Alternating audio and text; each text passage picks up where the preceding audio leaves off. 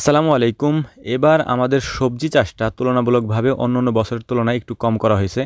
এর কারণ হচ্ছে যখন সবজি চাষের সিজন থাকে ওই সময়টাতে আমি বাড়িতে ছিলাম না। আপনারা অনেকেই জানেন আমি অসুস্থ ছিলাম, ঢাকাতে ছিলাম। তো আলহামদুলিল্লাহ এরপরেও আমরা বেশ কিছু সবজি এবার চাষ করেছিলাম, আপনারা বিভিন্ন ভিডিওতে দেখেছেন।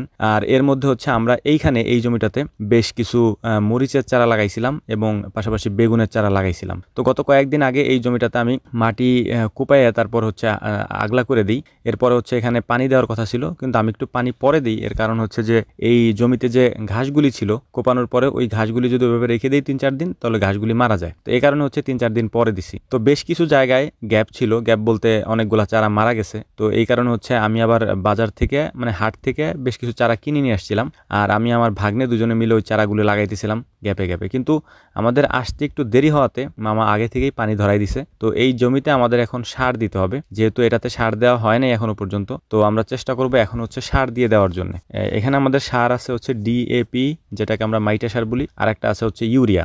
এই দুইটা সারের মিশ্রণ এখন আমরা দিয়ে দিব আমাদের এই জমিতে। এখানে 2 কাঠার মতো জমি থাকতে পারে আনুমানিক। আর এই জমিতে আমরা দিচ্ছি প্রায় 3 কেজির মতো সার, দুইটা মিলে। আমার ভাগিনা ছিল আমার সাথে। সার বোনানোর পরে বেশ কিছু চারা আমাদের আরো ছিল। এখানে আমরা ফুলকপির চারা নিয়ে আসছিলাম কিছু, তো ভাবলাম যে এইগুলাকেও এখানে লাগাই দিব।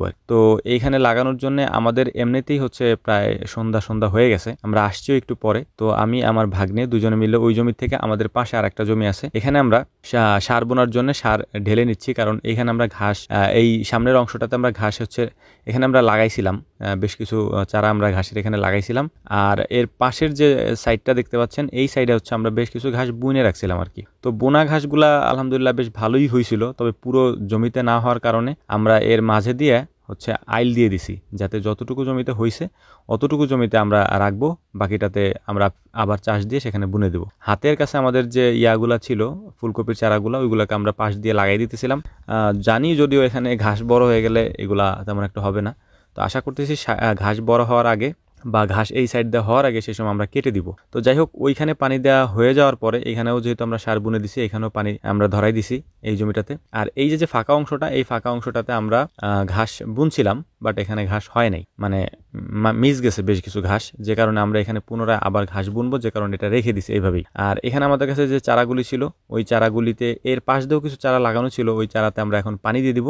এই জন্য হচ্ছে আমরা পানি নিয়ে নিচ্ছি, আমি আমার ভাগ্নে আর হচ্ছে ওই মামার ছেলে মাহবুব, ওরা দুজন হচ্ছে পানি দিচ্ছিল। আর আমি এখানে যে বেগুন গাছ ছিল বেগুন গাছের গোড়াগুলি কোপাই দিছি, যাতে করে এটার গোড়ায় ভালোভাবে পানিটা দেওয়া যায়। এবং আমরা সারও ছিটাই দিছিলাম এখানে, যাতে করে এই গাছগুলা, যেহেতু আমরা কবে এই জমি চাষ দিব এটার কোনো ঠিক নাই, কারণ আমাদের এখন কাজের অনেক দুঃখিত, আমাদের কাজের এখন অনেক চাপ, যে কারণে আমরা আসলে